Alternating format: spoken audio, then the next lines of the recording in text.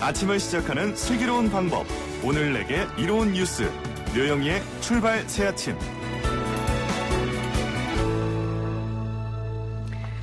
류영희의 출발 새아침 3부 문을 열겠습니다. 단문 50원, 장문 50원, 장문 100원의 정보 이용료가 부과되는 문자 참여 부탁드립니다. 저희가 FM 94.5MHz이기 때문에요.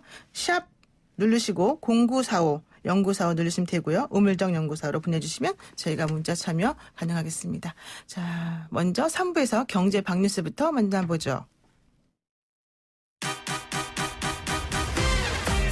알면 대박, 모르면 쪽박. 경제 박뉴스. 복잡하고 어려운 경제 이야기를 쉽고 재밌게 풀어드리는 시간입니다. 알면 대박, 모르면 쪽박. 경제 박뉴스 참 좋은 경제연구소 이인설 소장 만나보겠습니다. 소장님 안녕하세요. 네, 안녕하세요. 정부가 신종 코로나 바이러스 사태가 경기에 부정적 영향을 미칠 수 있다는 것을 공식적으로 인정을 하면서 그럼에도 불구하고 추경 편성 가능성에 대해서는 일축을 했다. 이런 소식이 있습니다. 그렇습니다.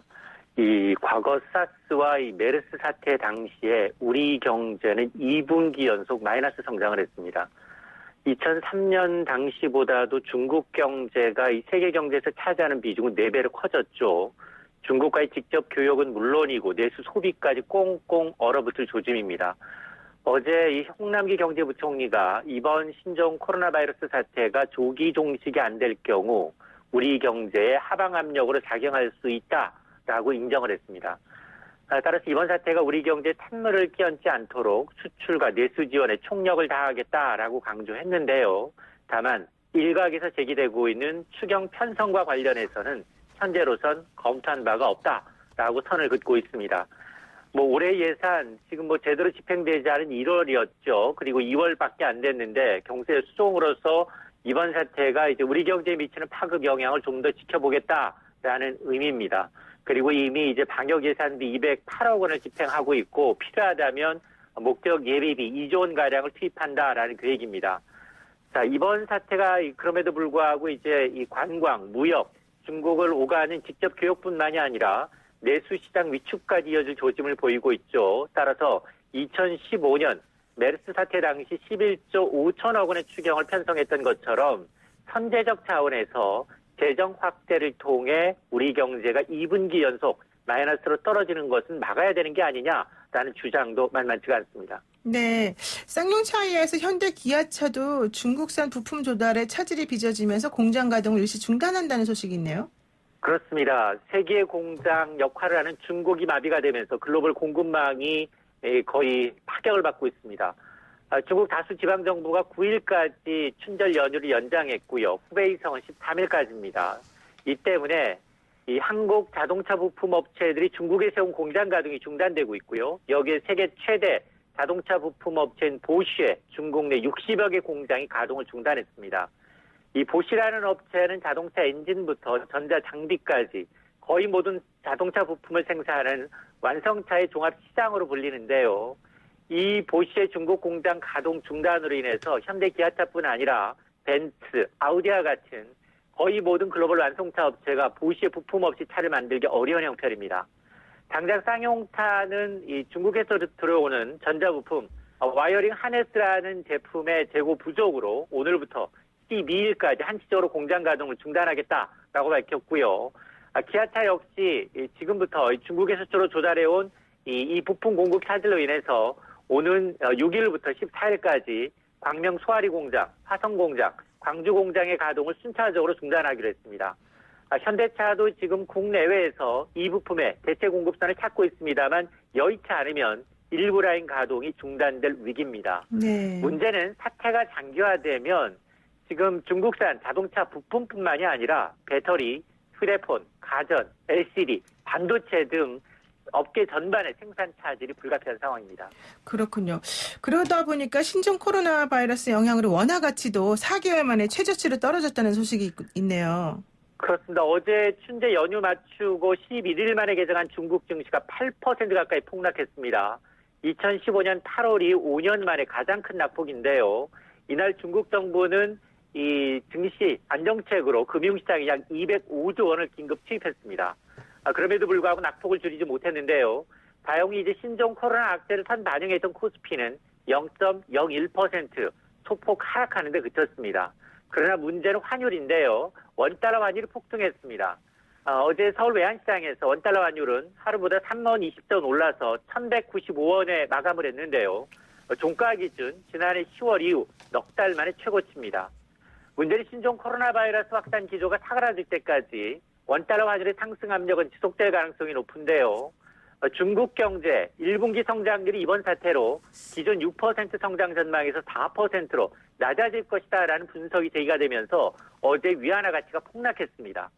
위안화 동조 현상을 보이고 있는 원화는 위험 통화인 만큼 글로벌 안전자산 선호 심리 현상에 영향을 받을 수밖에 없는데요. 어제도 외환당국의 구두 개입성 발언이 나왔지만 상승 흐름을 되돌려 놓지는 못했습니다. 네. 그리고 또 아파트 청약 업무가 기존 금융결제원에서 한국감정원으로 주관사가 바뀌면서 온라인 청약 시스템이 어제 첫 선을 보였다고요. 그렇습니다.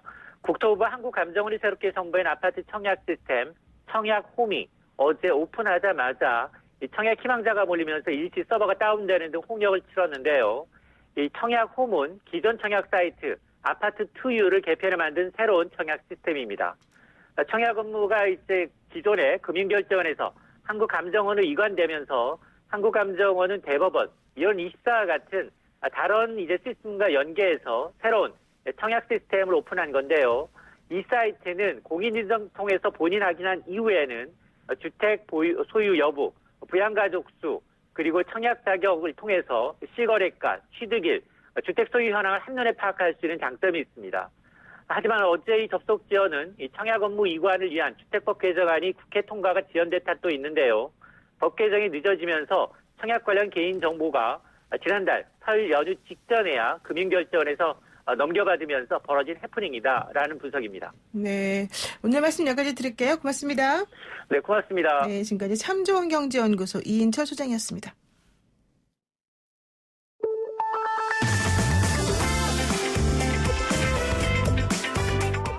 영희와 함께하는 슬기로운 출근길 노영희의 출발 새 아침은 청취자 여러분과 함께 만들어갑니다. 짧은 문자 50원, 긴 문자 100원에 유료 문자 샵 0945, 우물정 0945로 문자 보내주시거나 유튜브 보이는 라디오 댓글창, YTN 라디오 어플리케이션 예스를 통해 여러분의 목소리를 들려주세요. FM 94.5MHz YTN 라디오 노영희의 출발 새 아침 잠시 후 계속됩니다.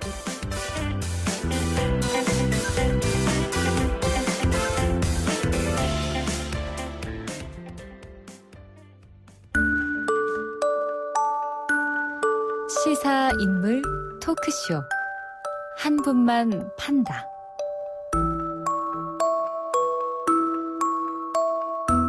네, 한 명의 인물과 그를 둘러싼 이슈를 끝까지 파보는 시간이죠. 시사인물 토크쇼 한 분만 판다. 시작하겠습니다. 언제나 저희 스튜디오를 빛내주시는 두 분, 공포자 두 분 나오셨습니다. 김현성 시사평론가 나오셨고요. 예, 안녕하세요. 왜 김현성입니다. 이렇게 좋아하십니까? 공포자를 해서. 네, 김태물 회사 나오셨습니다. 안녕하세요. 안녕하세요. 네, 두 분은 이렇게 인사하는 것도 이렇게 완전히 다릅니까?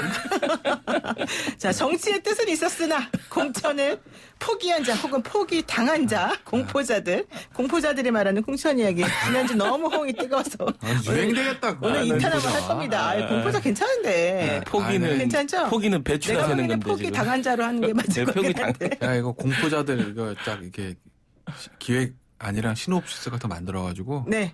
방송국도 찾아다니려고 내가. 자, 이거 어떻습니까? 이러면서. 아, 좋습니다. 괜찮을 오늘 것 같아. 공포의 외인구단. 4년을 해먹을 수 있겠다 이걸로. 공포의 외인구단 개념으로 한번 우리가 필로 가봅시다. 자, 한 분만 판다. 오늘의 주인공부터 만납니다.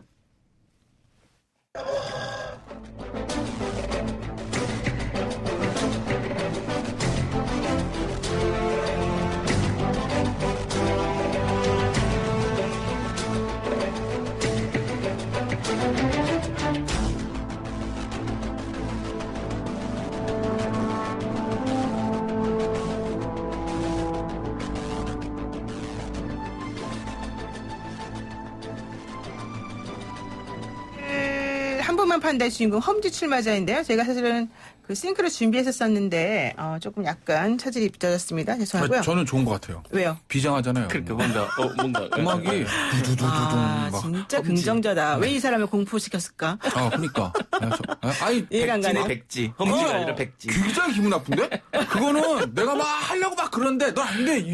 이럴 때 쓰는 게 이 사람을 공포시켰을까라는 건데 저는 저의 자발적인 의사이기 때문에 저는 공포스러워요. 그러니까 기분 나쁜데 이거. 저는 그러니까 공포스러워요. 이름을 그렇게 줬어. 그러니까. 왜 이렇게 갑자기 이름을 또 적어서 사람이 이렇게. 소심하게 왜 이래요? 아이 그래도 이게 우리가 주체를 좋게 합시다. 모르 결정을 주체적으로 해야 되는 거라. 공포자라고 하지 말고 공표자라고 합시다. 아, 그래요? 공표자. 공표자는 뭐예요, 그러면? 공평을 표방한 사람들. 공평을 표방한다고요? 그건 아닌 것 같은데. 두 분 다 제가 봤을 때 공평을 표방하지는 않습니다. 자, 그렇죠. 좋습니다. 공포자들이 정의하는 험지 얘기를 한 번 더 해보기로 했는데요. 자, 여러분. 만약에 김태현 당신 험지 나가라. 어디를 험지라고 생각하세요? 험지요? 진지하게 얘기하면 될 때 말고 솔직히 험지로. 어려운데 그러니까 우리가 이제 밭이라고 이제 정치권 용어로 밭이 좋아라고 하는 거. 그 이제 밭이 이제 이제 밭이 안 좋은 걸 험지라고 하죠 일반적으로. 그러니까 아주 쉽게 말씀드리면 자유한국당 기준에서 보면 이제 호남은 험지의 축에도 못 드는. 그래요? 그거 아예 안 되는 데니까. 그러니까 그렇게 냉정하게 지금 자유한국당이 광주에 나간다 되었습니까?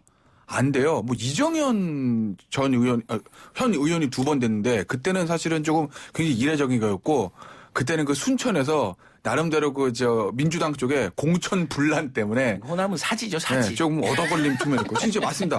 그 단어가 생각이 났어요. 사지. 정말 사지입니다. 그거는. 험지가 아니고 그리고 사지다. 네, 아예 안 되는 데니까. 그러니까 험지라고 하면 굉장히 힘든데 정말 운이 좋고 정말 열심히 하면 될 수도 있는 이걸 이제 험지라고 하죠.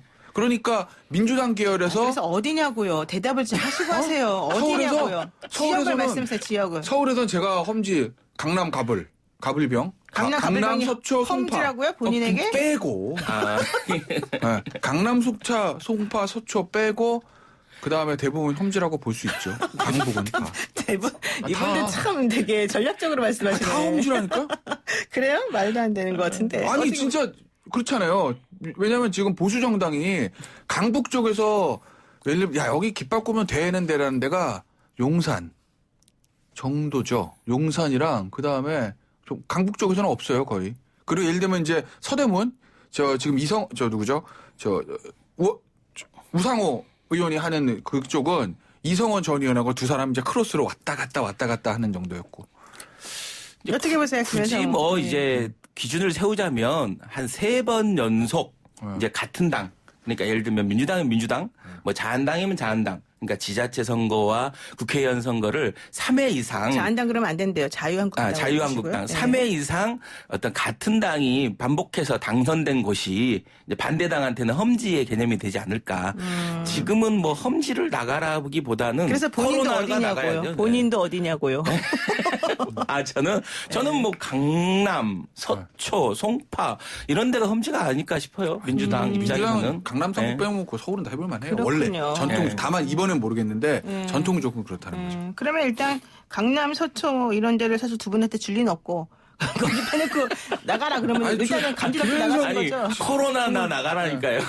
코로나가 나가야지 왜 우리가 나가요.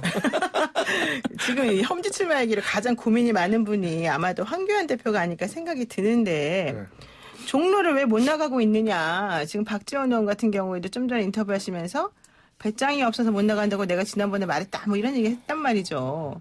그러니까 어제 또 우리 주호영 의원께서 나오셔가지고 뭐 그거는 민주당 프레임인데 우리가 왜 거기 들어가느냐 이런 얘기 하셨습니다.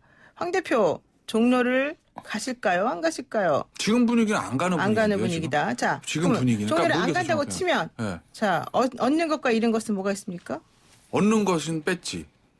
얻는 것은 뺐지. 배지를 얻을 수 있어요. 아니, 종로를 안 간다고 하면 예를 들어서 종로를 안 간다고 하면 다른 곳으로 어느 정도 당선이 가능한 데를 갈 거란 말이에요. 예를 들면 종로를 안 갔는데 다른 험지를 찾아간다?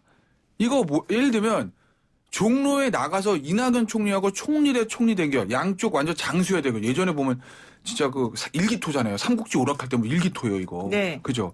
여기서 지면 지더라도 예를 들어 야, 종로에서 졌으니까 정치 생명 끝 이렇게는 안 돼요. 그리고 종로라는 지역은 이제까지 역대 선거 결과를 분석을 해보면 원사이드로 밀리진 않아요. 누가 져도. 그렇죠. 어느 정도는 어느 정도 해볼만 하단 말이에요. 그러니까 거기서 아깝게 졌다라고 해도 전체적인 당 선거 분위기를 잘 이끌면 살아날 수는 있어요. 근데 예를 들어서 무슨 엄한 데 가가지고 진다.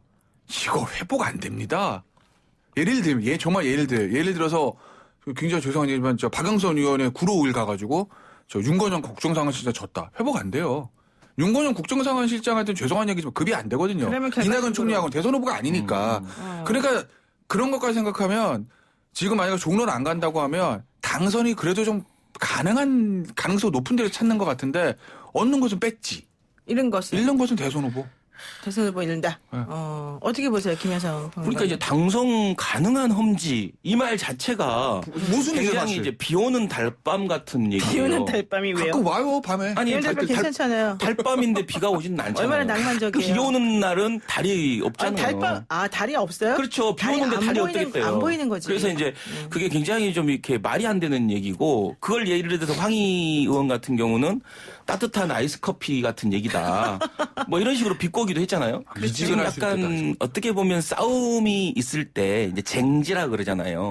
가장 핵심적으로 얻어야 될 곳, 그러니까 이곳을 얻었을 때 어떻게 보면 전체 싸움의 판도가 완전 바뀌는 지역. 그게 사실 지금 종로로 규정을 해버린 거예요. 네. 여당이. 네. 그러니까 이제 그 여당이 규정한 이 인식의 싸움에서 자유한국당이 지금 끌려가고 있는 거거든요. 근데 저는 여기에서 피하기 쉽지 않을 것 같아요. 저는 뭐 감히 얘기하는데 종로에 나오실 것 같아요. 그래요? 제가 봤을 때는. 그럼 이게 떨어지면 어떡해요? 아니 떨어지더라도 젖자싸가 있잖아요. 졌지만 잘 싸웠다. 라는 어떤 이런 모습을 보여서 전체 수도권 판세를 이끌어야 되지 지금 여기서 본인 한석 얻겠다고 지금 여기서 계속해서 여론조사에서 어디를 간들 지금 굉장히 지금 이 판도를 굉장히 어떻게 보면 지금 자유한국당이 다시 뭔가 통합신당이니 일종의 보수통합이니 뭐 이런 흐름 속에서 흐름을 가고 있는데 만약에 여기서 황교안 지금 대표가 어설프게 진짜 말씀대로 구로든 양천이든 여의도든 어설픈 지역 선택을 했을 때 이 기운이 확 꺾여볼 수가 있어요. 그래서 여기서 황교안 대표는 만약에 본인이 대선의 뜻이 있고 이후에 자기 정치적 진로에 대해서 고민하고 있다라면 과감하게 내가 질 수 있다고 생각하지만 보수 통합과 보수 정권 창출을 위해서 과감하게 종로에 나간다라는 선언을 해야 지금 상황에서는 이 상황을 회복할 수 있지 않을까. 제가 만약에 황교안 대표라면요, 저는 목포에 나갈 것 같아요. 그거는 왜냐하면 잘 보세요. 사진하고 다 인식이 돼 있잖아요. 자, 그러냐? 오히려 사진은 떨어질 가능성이 매우 높은 데란 말이에요. 그런데 박지원 의원이 사실은 엄청 오래 했기 때문에 거기도 뭔가 변화를 원하는 사람들이 있을 수 있잖아요. 그러면 가능성도 오히려 있을 수도 있어요. 역으로 생각해야지 발상이. 게다가 너무 여기에요. 거기는 떨어지더라도 예컨대 뭐 떨어질 수 있지 않다. 그런 제가 떨어진다 말하는 게 아니에요. 떨어지시더라도 어차피 뭐 그쪽은 호남이니까 떨어질 가능성이 높다고 보는 거고 오히려 용감하다. 그게 대선 후보 급이다. 비슷한 얘기로 하면 지금 맹목적인 무모한 거지. 뭐예요? 그거는 잘못한 게 아니라. 잘못하게 되면 약간 정치가 장난처럼 비춰지는 측면에서. 그러니까 예를 들면 좀 비슷한 얘기가 뭐냐 얼마 전에 한 공관위원이 김무성 전 대표한테 광주 출마했어요. 그렇죠. 이게 완전 장난하는 거죠. 근데 그것이 장난이에요? 그거는 장난이고 그 조롱하는 거라고 사실은. 맞아요. 그래요? 혼자 가서 계란 좀 맞을래? 근데 이거 그렇기 때문에. 혼자 가서 죽어 이거거든요. 그러니까 이거는 정치에 약간 진지성이 떨어져서 그건 저는 좀 이상한데. 왜냐면 아니라고 김부겸 보는 의원이나 김동원 의원 그거는 이런 분들은 성공했잖아요. 그 노무현 연관성이 의원이 옛날에 있으니까. 노무현 전 대통령 옛날에 부산에 아니, 연관성이 있으니까. 고향이잖아요. 고향이고 뭐 이런. 김부겸 현 그렇죠. 의원하고 두 번 노무현 전 다. 대통령 고향이고 연관성이 있는 그래서 거죠. 찾아야지 이제. 목포지청에 근무한 적 있나? 자꾸 그러니까 예를 들어서. 예를 들어 어쨌든 근데 황교안 대표 입장에서는 굉장히 좀 곤혹스럽게 낼 거예요. 그렇죠. 왜냐하면 지금 이게 연동형 비례대표제가 안 되고 그냥 비례대가 예전처럼 있었으면 예전에 김대중 전 대통령 방식을 한번 써볼 수도 있었어요. 딱 비례 22번 갖게. 그렇지. 네네네. 애매한데 왜냐면은 그렇죠. 배수의 진 같은 거. 보수 정당이 굉장히 과반 이기고 할 때는 비례가 한 22번, 23번까지 됐거든요. 그렇죠. 그죠? 그러니까 비례 22번 갖게 내가 남자들 짝수로 가니까 그런 거를 한번 해볼 수는 있었는데 네. 비례 2번 할게 이건 못 하고 이제는 네, 지금은 네, 그것도 안 되고 네. 배지는 달긴 달아야 되는데 종로에서 졌을 때는 타격도 좀 클 것 같고 그렇죠. 그리고 종로에 이제 이낙연 총리랑 발이 붙으면 전국 선거 지위가 안 되고 뭐 이래서 지금 고민하고 있는 것 같은데 근데 지금 네. 자한당 분위기를 보면 지금 자유한국당 네. 분위기를 보면 뭐 네. 언론 보도 많잖아요. 뭐 신인 내보낸다는 얘기도 있고 뭐 여기저기 여론조사 돌린다. 황교안 대표 측에서는 부인을 하지만 여기저기 돌린다는 거예요. 네. 그런데요. 여기저기 꼭 다 저 선거구 다 돌려봐 소용없어요. 그럼요. 지금 자유한국당의 실질적인 당대표는요. 황교안 대표가 아니라 김영호 공관위원장을 보시면 돼요. 김영호 공관위원장이 지금 황교안 대표 말 들을 분위기가 아니거든요. 들을 이유도 없고 정치 급수 자체가 황교안 대표보다 높습니다. 공포다라고 말씀 너무 심하게 하시는 거 아닙니까? 아니 그리고 누구죠? 김영호 공관위원장 전 국회의장 이 공관위원으로 김세현 전 의원 데려다 놓을 때부터 야 우리가 알아서 할게 들어오지 마 이거를 표방한 거라고요. 그랬을 경우에 황교안 예를 들어서 전 대표가 예를 들어서 제가 그래도 몇 주를 덜어도 강남 가겠습니다. 그랬을 때 예입니다. 김영호 공관위원 오케이 하겠느냐?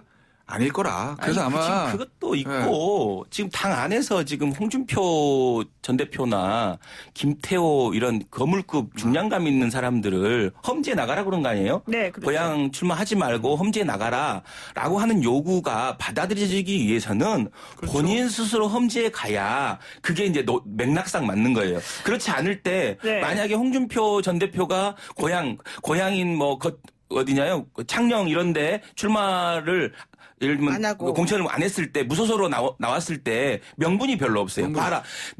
나는 내가 떨어질 수 않으면서도 종로에 나간다 정도가 돼야 다른 사람을 설득하지. 그렇지 않으면 다른 사람 설득이 안 돼요. 그래서 발상에 전화 한번 해봅시다. 우리 애청자분께서 네. 이런 아이디어 주셨어요.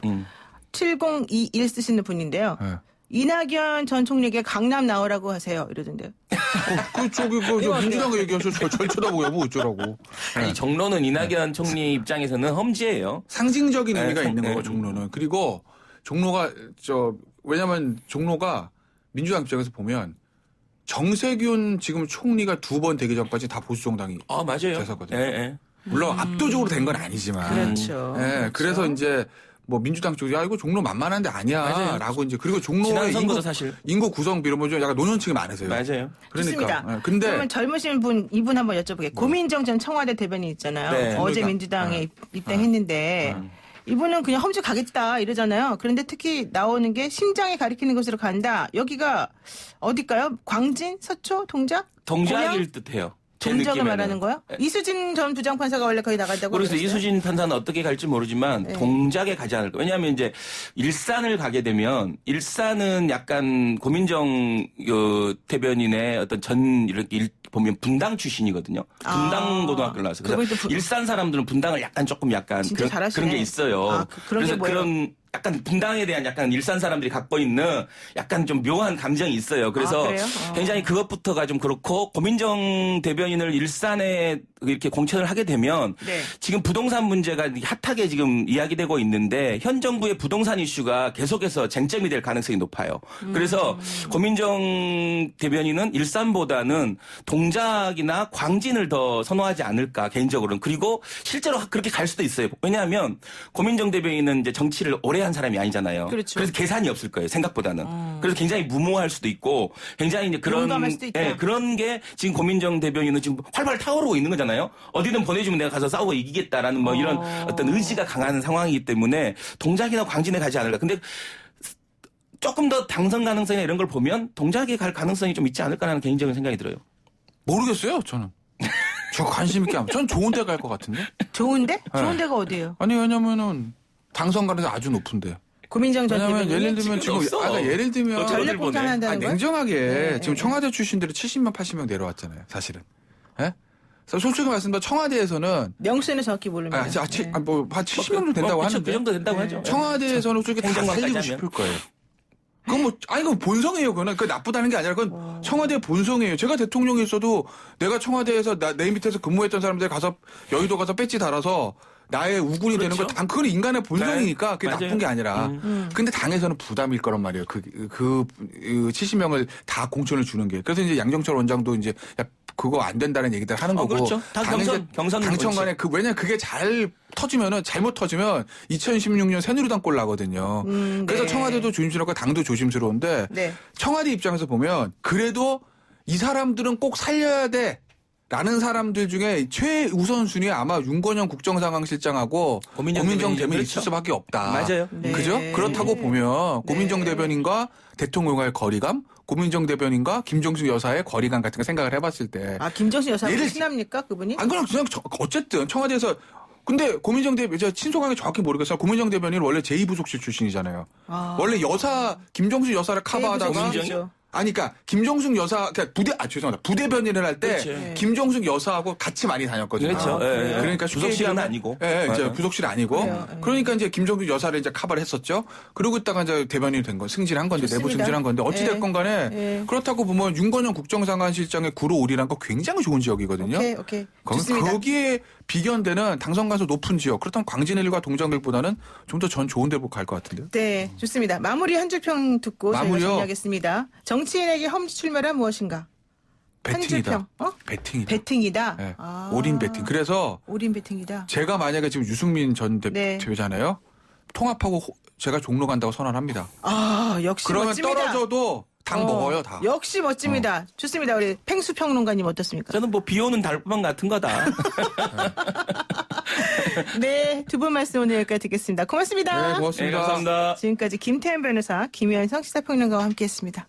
오늘 왜 이렇게 노영의 출발새 아침 3부 순서 여기서 마칩니다. 잠시 후 4부에서 뵙겠습니다.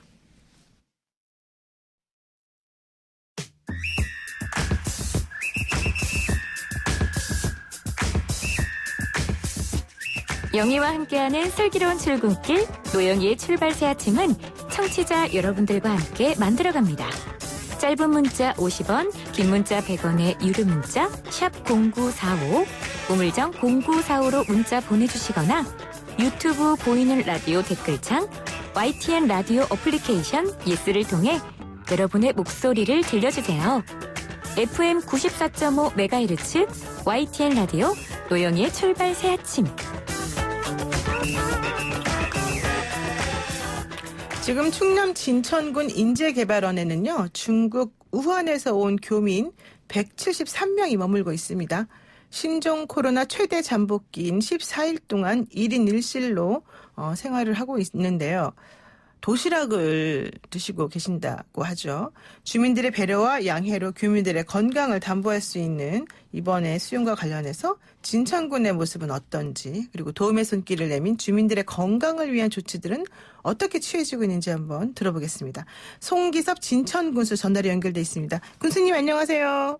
네, 안녕하세요. 진천군수 송기섭입니다. 네. 예. 먼저 그 진천군 주민 여러분들의 안부부터 한번 여쭙게요. 다들 건강하시고 별탈 없으시죠? 예, 우리 진천 군민들은 예방 수칙을 준수하며 잘 지내고 있고요. 특히 국가공무원 인재개발원의 173명의 중국의 우한 교민들이 수용이 돼 있는데요. 이분들도 안전하고 편안하게 잘 계신 걸로 알고 있습니다. 네.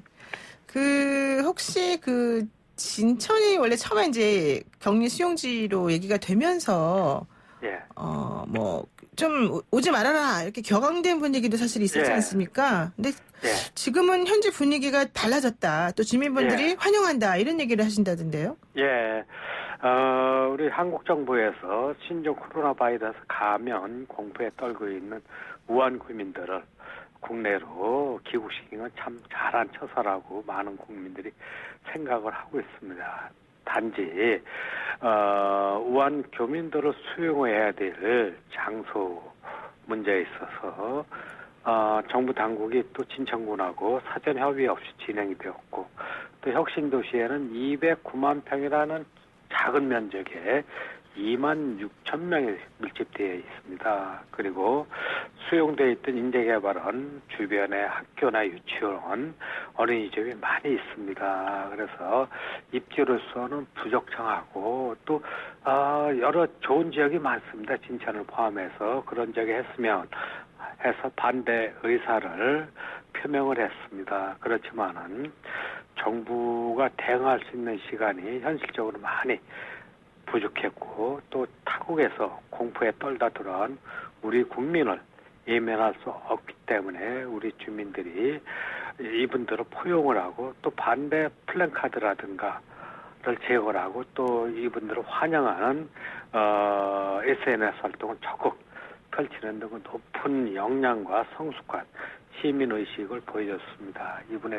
이런 점에 대해서 다시 한번 감사하다는 그런 말씀을 드리겠습니다. 그러니까 사전에 정부하고 뭐 얘기 들은 바도 없고 협의한 바도 없고 입지 여건도 사실 적당하지 않은 것 같은데 이렇게 하니까 좀 섭섭하고 처음엔 그랬지만 어쨌든 지금은 전혀 그렇지 않고 우리 교민들을 잘 맞이하고 계시다. 그렇군요. 예, 그렇습니다.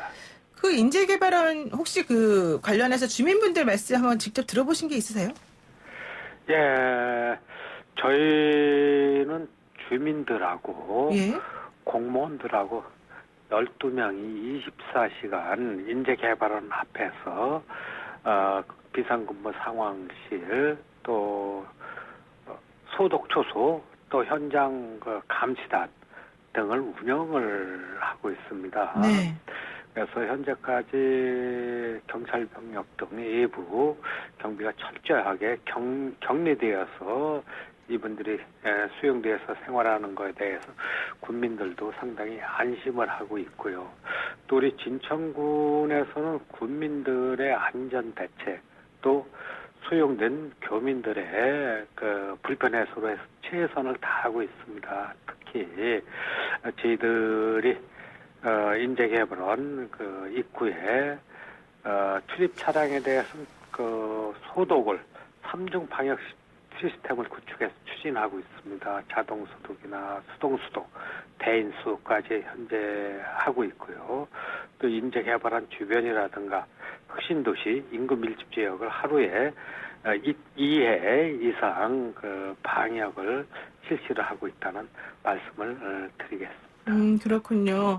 뭐 그러면은 그 격리나 방역 등이 지금 철저하게 관리되고 있다 이렇게 보시는 거군요. 예, 그렇습니다. 지금 이제 무엇보다 중요한 게 결국에는 이제 군수님 입장에서 보자면 주민 여러분의 건강이지 않겠습니까? 예. 그래서 이와 관련해서 군 차원에서도 좀 지원을 같이 하고 있다 이런 얘기가 있던데 어때요? 저희는 군민 안전대책을 최우선으로 하고 있습니다. 2월 4일 현재까지 마스크를 15만 개, 손 세정제를 2,000개를 아파트 가구마다 또는 어린이집 경로당 취약계층에 우선적으로 배부를 했습니다.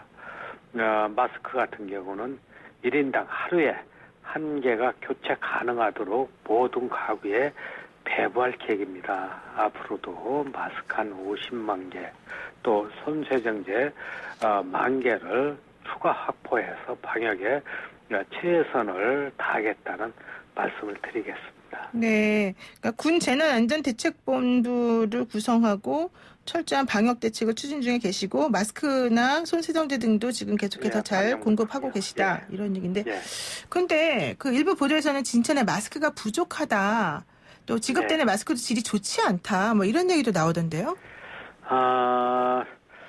지금 방역 물품은 전국적으로 좀 품귀 형상으로 물품 확보에 어려움이 있습니다. 그렇지만은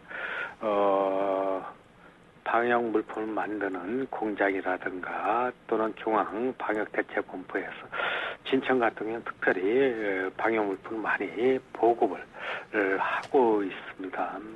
현재로서는 어려움은 있지만은 물품 확보하는데 큰 문제점이 없고요. 얼마 전에 저희들이 상부에서 보급받은 마스크 같은 경우에 이거를 이제 개별 포장을 다 해야 되는데 하도 딸리다 보니까 포장을 안 하고 그냥 마스크를 공급을 했습니다. 그러니까 받는 분 입장에서는 좀 찝찝하고 그런 부분이 있었는데요. 앞으로는 이제 그런 일이 없고 현재는 개별 포장된 KF94 마스크를 확보해갖고 지속적으로 공급 중에 있다는 말씀을 드리고요.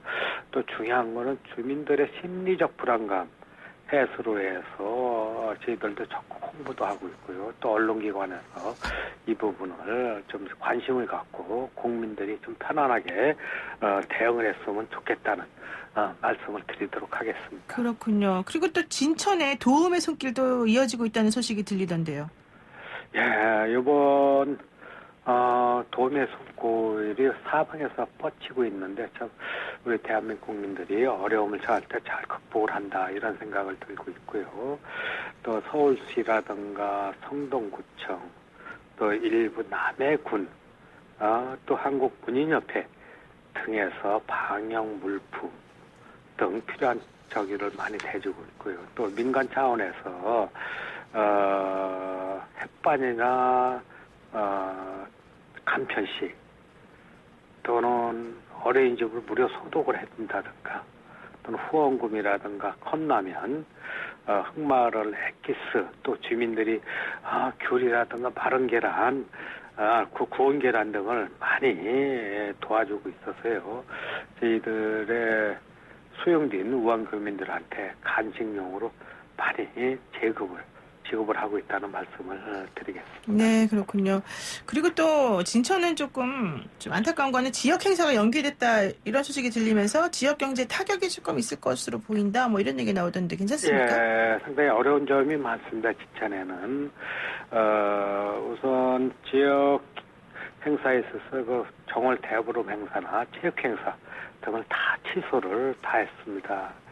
또 지역 경제가 우한 교민 수용으로 더욱 침체하고 있습니다. 그래서 저희는 정부의 자금 융자나 세금 공제 감면 등의 그 건의를 드렸고요.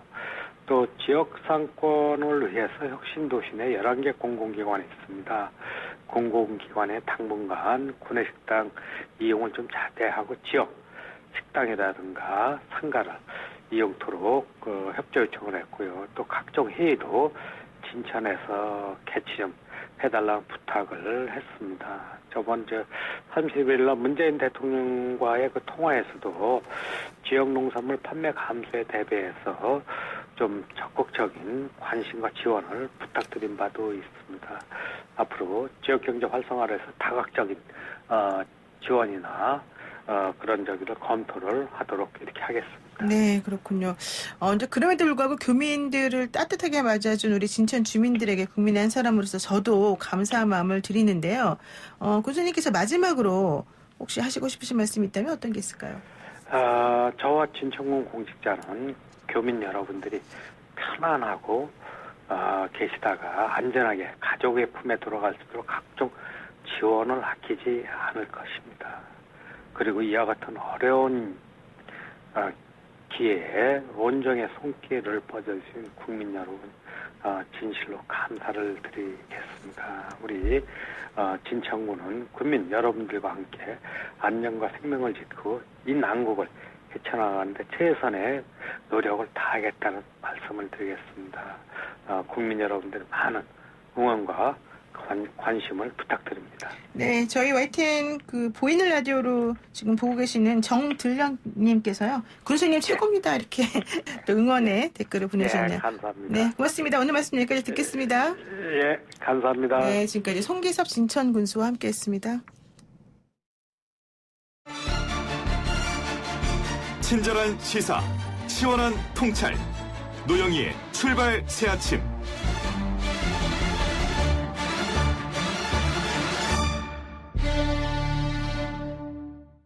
신종 코로나 바이러스 감염증 확산 우려가 커지면서 시민들 사이에 공포감이 퍼지는 것은 우리가 익히 알고 있는데 사실은 그런 공포감이 일부 승무원들에게도 향하고 있습니다.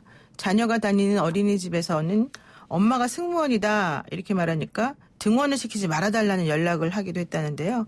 불안한 마음은 이해하지만 아이들까지 잠재적 보균자 취급을 받는 승무원들의 마음은 어떨까? 참 저희도 안타깝습니다. 대한항공 직원 연대지부 대의원이신 이현진 승무원 연결해서요. 자세한 이야기 한번 들어보도록 하겠습니다. 이현진 승무원님 나와 계시죠? 네, 안녕하세요. 네. 이현진입니다. 네.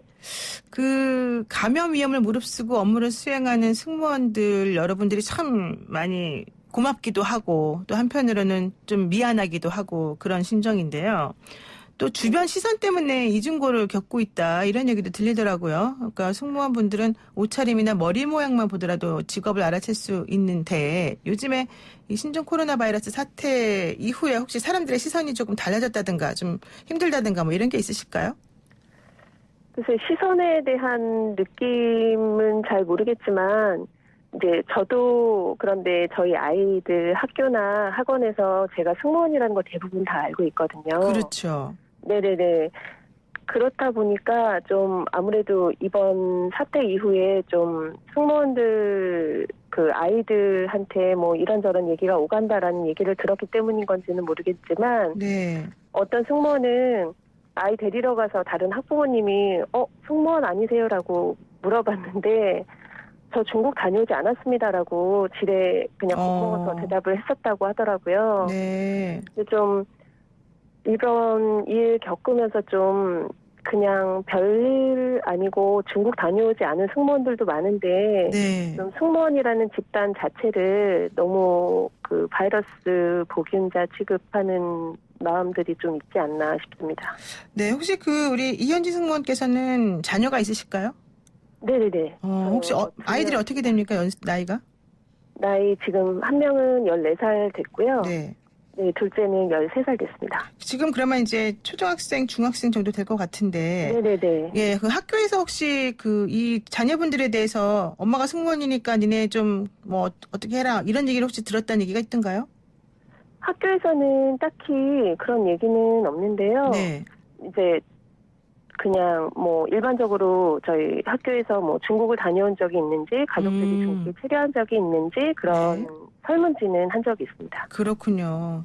그러니까 지금 어쨌든 이제 그래도 자녀분들은 어느 정도 좀 그 큰 아이들이어서 네네. 다행인 것 같은데 사실은 뭐 어린이 아이들에게 상처가 되는 말을 하기도 하고 학원에 나오지 말아달라는 말을 하기도 하고 이러면서 좀 힘들어하시는 승무원 어머님들도 계시다고 그러던데 어떻습니까? 네네. 물론 일부 얘기는 할 것 같은데 네네. 이제 들려오는 얘기가 아이 어린이집이나 학원에서 엄마가 승무원인데 아이 보내지 말아주셨으면 좋겠다라는 얘기를 직접적으로 하신 곳이 있다고 하더라고요. 네. 예, 어린이집의 뭐 입장도 이해가 안 되는 거는 아닌데 이제 저희 아이들이랑 다르게 너무 어린 아이들이다 그렇죠. 보니까 나오지 말라고 하면 대책이 승무원들은 이제 없잖아요, 사실은. 네네네. 그러니까 애들이니까 누군가는 봐줘야 되는데 그렇죠. 그렇다고 뭐 저희 직업상 스케줄대로 움직이는 거기 때문에 뭐 갑자기 휴가를 낼 수도 없고. 낼 수 없고 연차를 수시로 사용할 수 있는 상황이 아니기 때문에 좀 그런 점이 많이 아쉽고요. 네. 엄마 직업 때문에 솔직히 가족들이 피해를 보는 거잖아요. 네네. 그런 거에 대해서는 좀 자제해 주셨으면 합니다. 혹시 아이들도 니네 엄마 승무원인데 뭐 나오지 마, 뭐 이렇게 친구들이 얘기한다든가 이런 것 때문에 혹시 좀 상처받거나 이런 얘기는 없었던가요? 저희 아이들은 아직까지는 네네. 그런 일은 없는 것 같아요. 네. 근데 이제 저도 좀 이제 저도 어떻게 될지 모르잖아요. 네, 그렇죠. 아무래도 이제 중국 다녀온 승무원들이랑 같이 일도 하고 공항을 왔다 갔다 하기 때문에 네. 그래서 아이들이 나가거나 할 때 좀 마스크 착용이나 손 씻기 같은 것들 교육시키고 좀 착용했는지 수시로 확인하는 편이긴 합니다. 네, 아이들도 조금 힘들 수도 있겠군요. 그런데 결과적으로 그렇다면 이제 항공사 측에서 승무원분들의 안전을 위해서 적극적으로 뭔가 조치를 좀 취해줘야 될 것 같은데 그런 부분은 어떻습니까? 승무원들에 대해서 이제 적극적이다라고까지 말할 수 있는지는 모르겠는데요. 네. 마스크 착용하고 장갑 착용에 대해서 좀 자율적으로 착용해라라는 지침이 내려오긴 했습니다. 자율적으로요? 네네네. 그리고 1월 31일부로 중국 전 노선 서비스에 대해서 용기를 일회용화하고 다녀온 이후에 사용했던 물건들을 다 전량 폐기하는 걸로 지금 바꿔서 공지가 나기는 했는데요. 네네. 근데 이제 승무원들 사이에서 아무래도 적극적으로 조치를 하려면 차라리 승객들한테 좀 안내를 하고 식사 서비스의 경우에는 안 해도 되는 게 아닌가라는 얘기도 나오기는 하고요.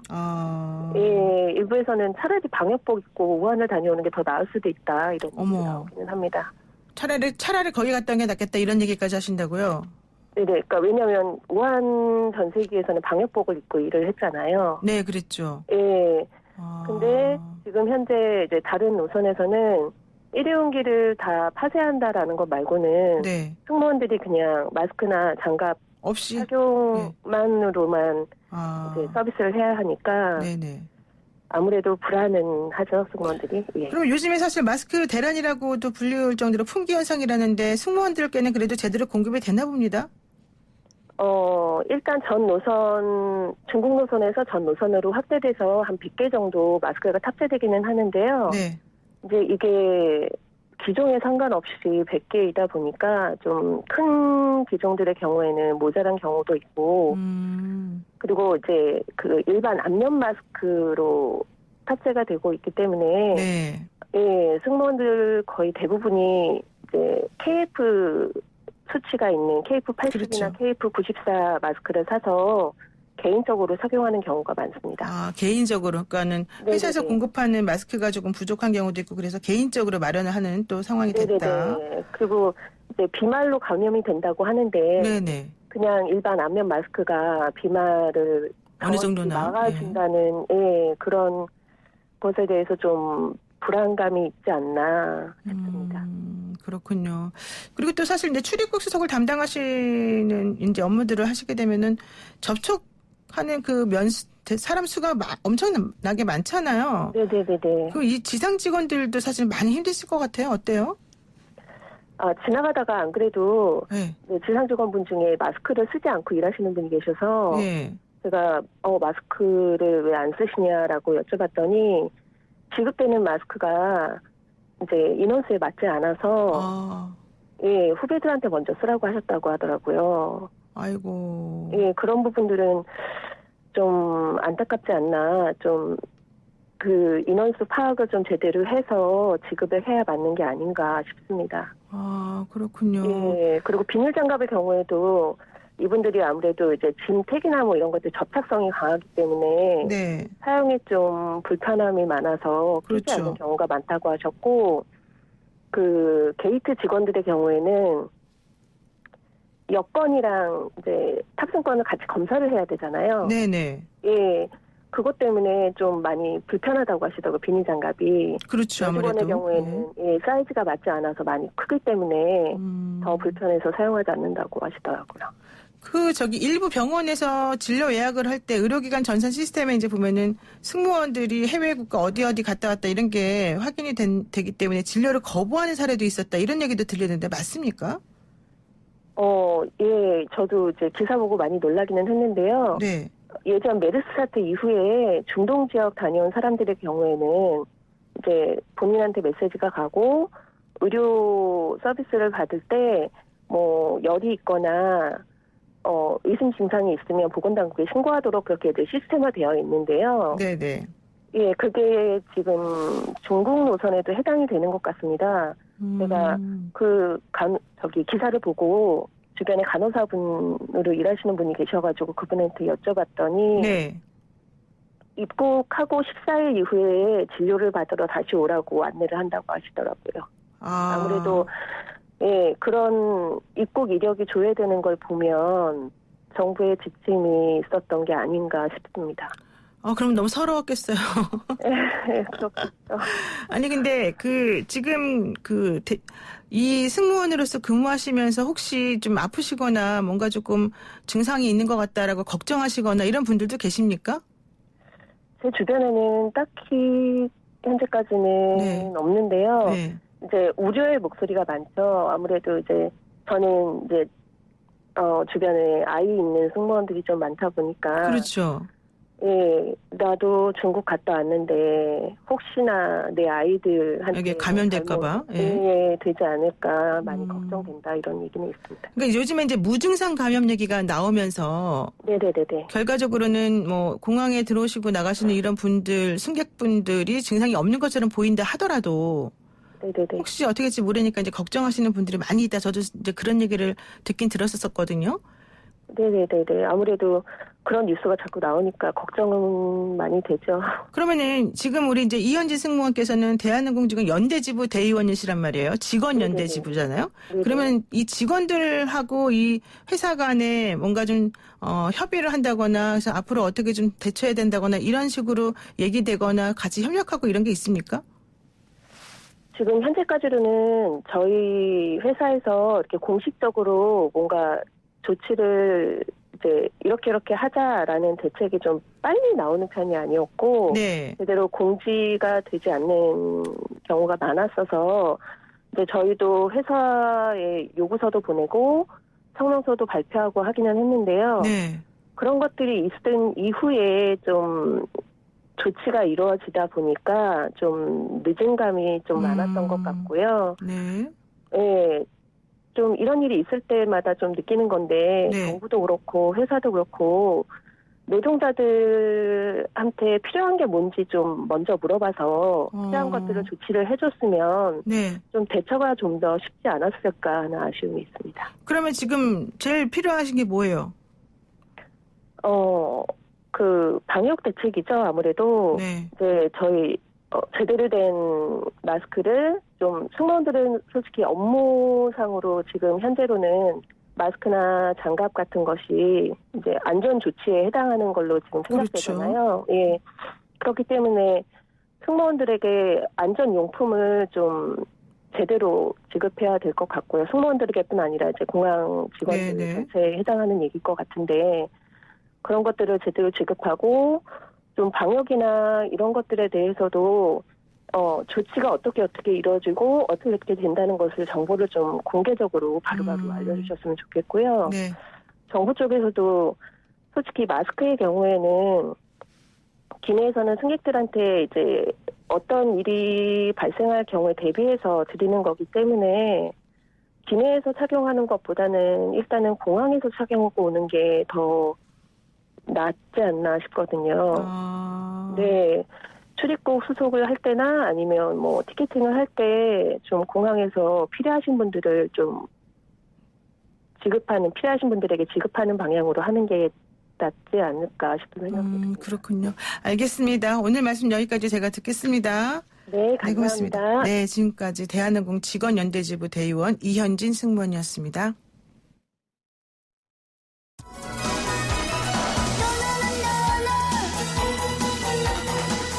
신종 코로나 바이러스 감염 관련 새로운 소식을 전해드리겠습니다. 중국 내 사망자가 400명을 넘어섰다는 소식이 있습니다. 어제 하루 동안에 64명의 사망자가 추가로 발생했다는 건데요.